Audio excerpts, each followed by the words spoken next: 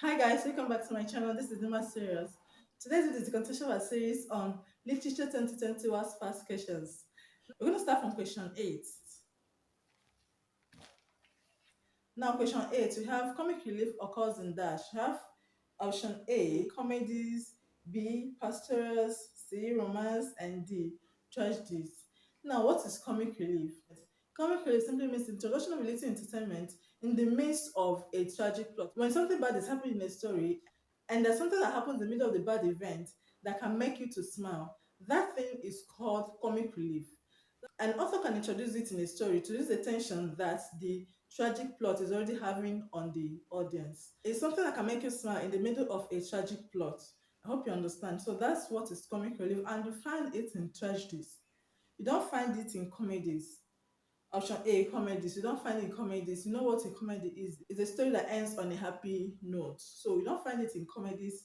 Option B, pastorals. You don't find it in pastorals. Pastorals have to do with a story that involves shepherds. A story that the story that involves the lifestyle of the shepherd that is different from the city lifestyle, that is different from the corrupt nature of the city lifestyle. So when you have a story that involves the lifestyle of shepherds, is pastoral.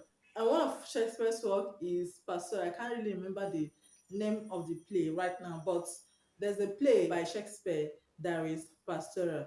If you remember the name of the play, please let me know at the comment section. Option C, we have romance. From the name, you already know what it means. Romance has to do with a story that involves lovers. And option D, we have tragedy. I already told you that you have comic relief in tragedies. I believe you already know what a tragedy is. A tragedy is a story that has a bad ending. So in a story, in a tragic story where you have bad things happening, and in the middle of it, something is introduced to make you laugh, to make you, that is the audience, laugh. That thing that is introduced to make you laugh is called comic relief. Hope you understand that. Now let's get the next question. Question 9, we have 1 week of fasting makes 1 week.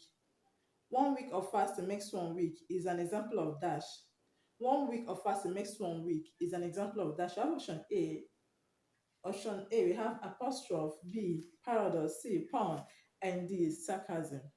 Now let's look at the meaning of the options and choose the correct one. Now we have option A, apostrophe. Apostrophe has to do with talking to something that is not present as if it were present and could hear you. So that is not the correct answer. Option B, we have paradox. Paradox is a self-contradictory statement that when you look at it closely, it will make sense. For example, if I say, if you don't risk anything, you lose everything. If you don't risk anything, you lose everything. Ordinarily, if you look at it, when you don't risk anything, you're not supposed to lose anything, right? But when you look at the statement closely, you find out that it makes sense. That when you don't sacrifice something, you will not get the benefits. Do you get? So that is paradox, and it's not the correct answer. Self-contradicting that when you look at it closely, it will make sense. I'm sorry, guys, the neighbor was crying. I had to go and carry him. So let's continue. Pun simply means a play on words, and it usually involves words that have different meanings or words that sound alike. Words that have different meanings or words that sound alike, and this is the correct answer. 1 week of fasting makes 1 week. We have a play on words here with words that sound alike. Week, W-E-E-K, and week, W-E-A-K. So the statement involves a play on words. Now let's continue. Question 10, we have, okay, now option D, we have sarcasm. Sarcasm simply means to mock someone ironically. It involves saying something to someone while you mean the opposite, just to make the person look ridiculous. Now, let's say you're telling me something that I already know, and they're giving me a wrong account of it. And while listening to you, I say, tell me something I don't know. It is simply sarcasm because I'm trying to mock you, knowing fully well that what you're telling me is incorrect. So, like I said, option C, poem, is the correct answer. You already know. Now, question 10. Question 10, we have students rarely read Julius Caesar these days. Illustrate dash. Students rarely read Julius Caesar these days. Illustrate dash. You have option A, Caesura. Option B, Eponym. C, Oxymoron. And D, Zugma. A, Caesura. B, Eponym. C, Oxymoron. And D, Zeugma. Caesar is a Latin word for cut. It simply refers to a break in the line of a poem. When you have a break in the line of a poem, it is called Caesura. Now, option B, we have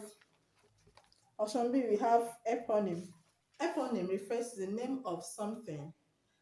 It refers to the name of a person, a place or thing from which something takes its meaning. For example, if we have a movie that answers the name of the main character, that is eponym. When you have a book that answers the name of the main character, it is eponym. So when you have a place or thing or a person take its name from something, it is eponym. If you have a street, if you have a street in your area that takes its name from a person living in your street or someone that did something significant in your street, it is eponym. So it refers to where a place or a thing takes its name. I hope that is clear, and that is the correct answer because the title of the play, Julius Caesar, is the name of the main character of the play. So that is eponym. Hope that is clear. Now let's look at the next option. We have Oxymoron. Oxymoron simply means placement of two opposite words together in the line of a poem or in a sentence. Placement of two opposite words in the line of a poem or in a sentence. For example, bittersweet. That's a bittersweet story, which means partly the story is good, although it is tragic. It's a bittersweet story. Placement of two opposite words, bitter and sweet, are two opposite words that have been placed together. That is an oxymoron. Now let's look at the next option. The next option we have Zugma.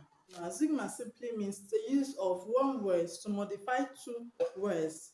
The use of one word to modify two words in two different ways. When you use one word to modify two words in a sentence in two different ways, it is Zugma. For example, she held her tongue and her hand, which means she did not talk, neither did she hit. She did not talk and she did not hit. That is what the statement means. We use the word held to modify tongue and to modify hand. Another example, the students observed the specimen with microscope and with disgust. The students observed the specimen with microscope and with disgust. We use the word observed to modify microscope and disgust. And so that simply means that the students observed the specimen with microscope and were also disgusted while observing the specimen. I hope you understand. So we use the word observed to modify microscope and disgust. Now let's look at question 11. In literature, the term poetic justice applies to dash. We have option A. Option A, we have a story that ends well. B, characters that are spared death. C, the development of a good plot. And D, the rewarding of good characters and the punishing of bad ones. And this is the correct answer. Option D is the correct answer. Poetic justice simply means rewarding the good characters and punishing the bad ones in a story. Alright guys, I've ended today's video here. I need to go take care of him. Please, before I go, I need to tell you guys something. Those of you who are Nigerian students, those of you who are up to 18 years and do not have your PVC, you know, 2023 is a big year in Nigeria.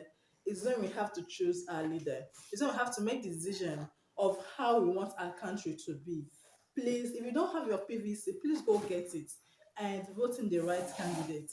And if you ask me, the right candidate is P2B of the Labour Party. So we can rescue this country from those who have vowed to make sure they loot Nigeria to bankruptcy. Please go get your PVC and vote rightly. Vote Labour Party in next year's presidential election. Please, it's important to forget your religious inclinations or your tribal inclinations. Let's just get this country working again. I believe we'll do the right thing. Thank you for watching. I'll see you very soon in another video. Bye for now.